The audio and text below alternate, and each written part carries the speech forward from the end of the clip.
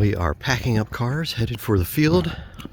I'll take a minute to show you. This is our Airbnb where we're staying, because apparently this is move-in weekend for the University of Montana, and all the hotels are completely packed. So they rented us an Airbnb to stay in, and this is the top floor. Got a kitchen, table, some bedrooms here, and I am sharing a bedroom with someone downstairs. We are in the kids' room, and then we've got a bathroom right over there. So this is our home for the week. Here is our view driving into town for the morning. The sun is just starting to come up, and we're driving down this valley, and Missoula is down at the other end of the valley.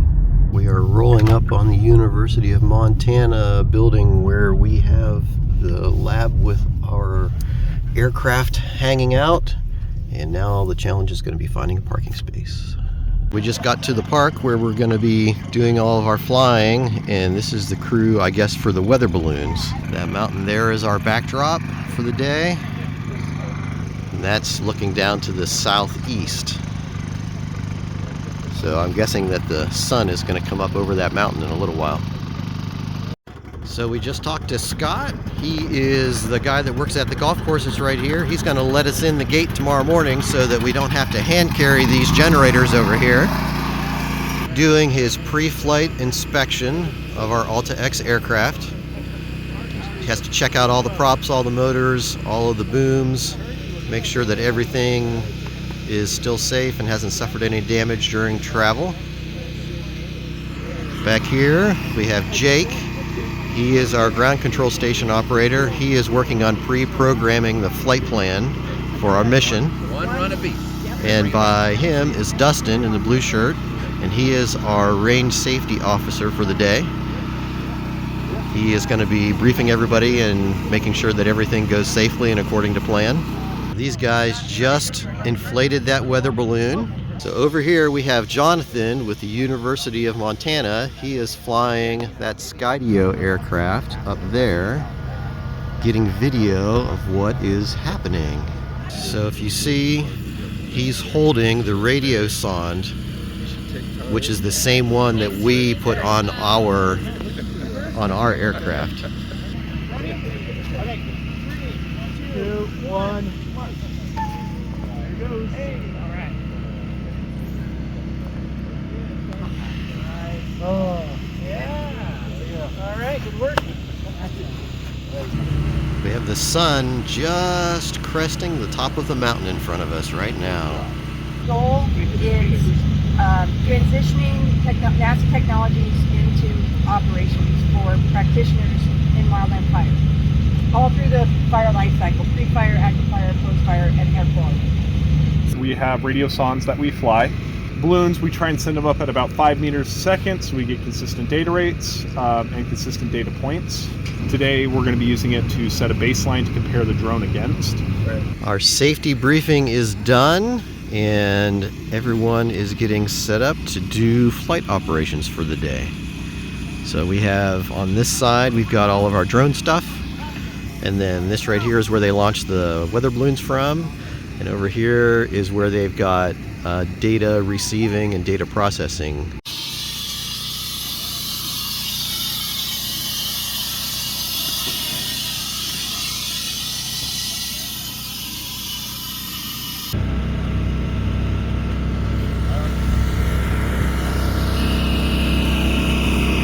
So now they're going through the checklist. They go through a safety checklist before every flight.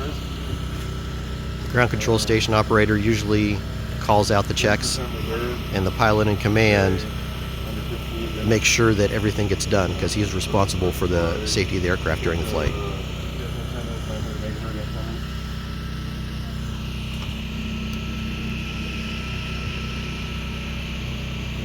So we are in the air now, flying a test flight with no payload on it, just to confirm that the flight path is good. It's way up there in the sky, probably can't see it. You able to see it still? All right, we're now coming in. We had some issues during this flight that we're going to have to work out before we fly again. It's a good thing that we did a slow flight. Oh yeah, absolutely. This isn't a W. General settings. All right, I just installed the truss. We put the radio sonde on, and Jen is doing initializations of the radio sonde, and when she's ready, and these guys are done with their pre-flight checklist, we're going to carry this out onto the field and send it. There is the third balloon launch. Well, we're having a little bit of a frustrating day. We've tried to take off a number of times, and it doesn't appear that the ground control station is communicating properly with the quadcopter, which is over here. They are working the problem. This kind of thing happens when you're doing development work, and they're just going to keep on working at it until we figure out what's wrong and fix it. We did a whole bunch of troubleshooting. They think they've figured out a procedure to make this fly. Oh, there we go. That's a good thing. There we go. Yes. Woo.